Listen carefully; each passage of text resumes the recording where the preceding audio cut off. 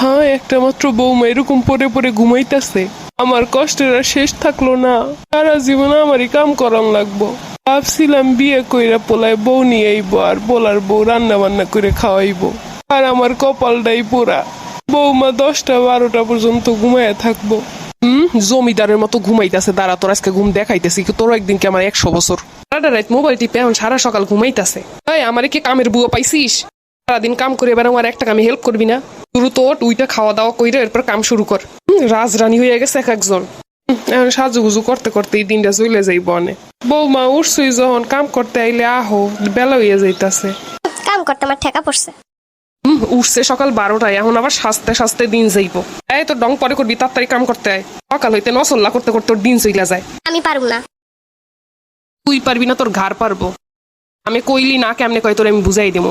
দেহাতে অশান্তি আর ভাল লাগে না।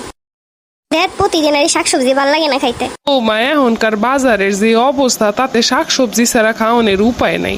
আর টাকা পয়সা এখন তো সঞ্চয় করণ লাগবো। সামনে তো পোলা পাই না আইব, কত দায়িত্ব, এইগুলো এখন থেকে বুঝতে হইব।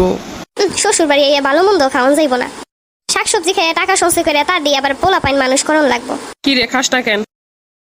খাওয়ানটার দিকে তাকাইয়া দেখতেছ মনে হয় যেন খাওয়ানোর দুর্ভিক্ষ লাগছে। এই শাকসবজি দিয়ে খাওয়ান যায় নাকি? সবজি দিয়ে খাওয়ান যাইব না মানে? শাকসবজি ছাড়া তুই খাবি কি? সারা জীবন খালি টাকা বাংতেই শিখছো, কিন্তু সঞ্চয় শিখো নাই। দ্রুত খাবার শেষ কর, নাইলে কিন্তু খবর আছে। না, আমি খাবো না। প্লেটে ডিগ্রি আমি খাওয়াই দিতাছি, না খাইলে বাঁশ দিয়ে গা দেয়া খাওয়ামো। মা, আমি একটু আমার বান্ধবীর বাড়িতে যাবো। কিছু কেনাকাটা আছে, ওইগুলো কিনে নিয়ে আসবো। আচ্ছা যাও, কিন্তু 1 ঘন্টার মধ্যে চইলাইও।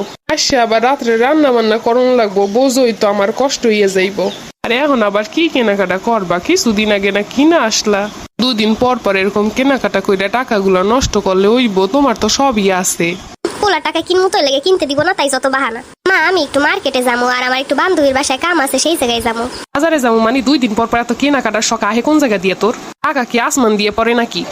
মাইয়া মানুষ এত লাফালাফি কিসের? 2 দিন পর পর শুধু বান্ধবীর বাড়ি, এর বাড়ি, তার বাড়ি, কিসের এত কাজ? মাইয়া মানুষ এত লাফালাফি ভালো না। ভালোই লাগে না। আয় আল্লাহ, ঘরটার কি অবস্থা! একদিন একটু ঝাড়ু দেন, একটু মুছেও না। মানুষের বৌমারা কত লক্ষ্মী হয়, কত সংসারী হয়, গুছালো হয়, আর আমার কপালে এটা কি জুটলো? আর কপালে বাঁচছে, আমারই সব করণ লাগবো। হায় রে কপাল! ঘরটার কি অবস্থা করে রাখছে! যাটা দিয়ে ওরই পিটানো শুরু করবো, তখন বুঝবো যে সেইগুলো এলোমেলো করে রাখলে কেমন লাগে। একটা জিনিস গুছায় রাখবো না, একটা জিনিস সাজায় রাখবো না। অলক্ষী কোথাকার! এগুলো এমনই থাকবো, ওরে দিয়ে ঠিক করামো সব। তারপরে বুঝবো কামের মর্মতা কি, আর কাম কেমনে করে। শাশুড়ি আম্মা মেজে সবকিছু গুছগাছ করে ফেলাইছে না? আমি তো ভাবছিলাম এখন এই গুছগাছ করবো। আর করণ লাগবো না বাবা, তুমি আর কি গুছগাছ করবা? ঘরটার যে অবস্থা দেখে চোখটারে আর ফিরাইতে পারতেছিলাম না। তোমার আর কাম করণ লাগবো না। আইসে রাজরানী, আহেন, আপনার জন্যই অপেক্ষা করতাছি। ঘরটার মধ্যে ঢুকলে মনে হয় বস্তিখানা বানায় রাখছো। তোকে কি এগুলো পরে না? সারাক্ষণ খালি এবারে গিয়ে গল্প, সেবারে গিয়ে গল্প, এইগুলা বাদ দিয়ে ঘর গুছানো যাইতাছে না? এইগুলা এখন সব গুছগাছ কর। করতাছি।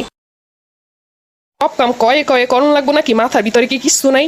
দরকার নেই আমার শাশুড়ি মায়ের মতো হন। শাশুড়ি শাশুড়ির মতোই বালা। শাশুড়ি যদি মায়ের মতো আচরণ করতো, জীবনটা তেজপাতা হয়ে যাইতো।